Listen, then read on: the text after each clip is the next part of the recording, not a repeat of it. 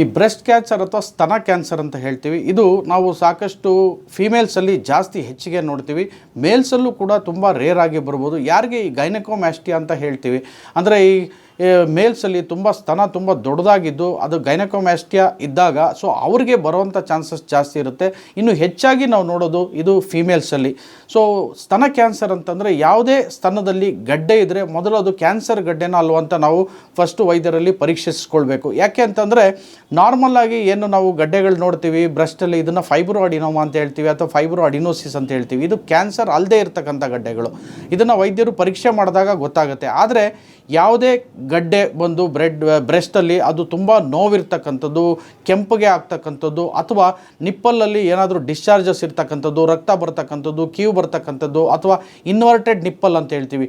So ಈ ಮೊಲೆ ತೊಟ್ಟು ಏನಿರುತ್ತೆ ಅದು ಒಳಗಡೆ ಎಳ್ಕೊಳ್ತಕ್ಕಂಥದ್ದು ಅಥವಾ ತುಂಬ ನೋವಾಗ್ತಕ್ಕಂಥದ್ದು, ಇವೆಲ್ಲ ಇದ್ದಾಗ ಇಮಿಡಿಯೇಟಾಗಿ ವೈದ್ಯರಲ್ಲಿ ಬಂದು ತೋರಿಸ್ಕೋಬೇಕು. ಯಾಕಂದರೆ ಇವೆಲ್ಲ ಕ್ಯಾನ್ಸರ್ ಲಕ್ಷಣಗಳಾಗಿರ್ತವೆ. ಸೊ ಸ್ತನ ಕ್ಯಾನ್ಸರ್ ಅರ್ಲಿ ಸ್ಟೇಜಲ್ಲಿ ಡಿಟೆಕ್ಟ್ ಮಾಡಿದ್ರೆ ಪೂರಾ ಕ್ಯೂರ್ ಮಾಡ್ಬೋದಾಗಿದೆ.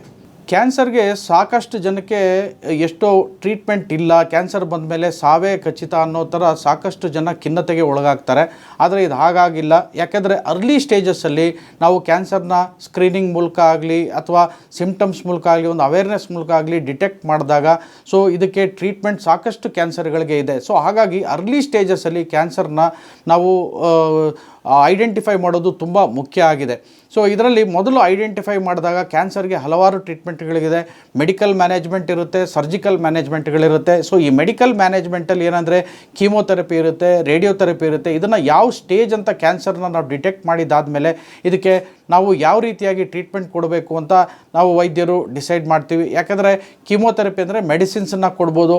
ರೇಡಿಯೋಥೆರಪಿ ಅಂದರೆ ನಾವು ಈಗ ಅದಕ್ಕೆ ರೇಡಿಯೇಷನ್ ವೇವ್ಸನ್ನು ಕೊಟ್ಟು ಆ ಕ್ಯಾನ್ಸರ್ನ ಏನು ಸೆಲ್ಸ್ ಇದ್ದಾವೆ ಅದನ್ನು ಡೆಸ್ಟ್ರಾಯ್ ಮಾಡಿ ಮುಂದೆ ಅದು ಜಾಸ್ತಿ ಹರಡದೇ ಇರೋ ಹಾಗೆ ತಡಿಬೋದು.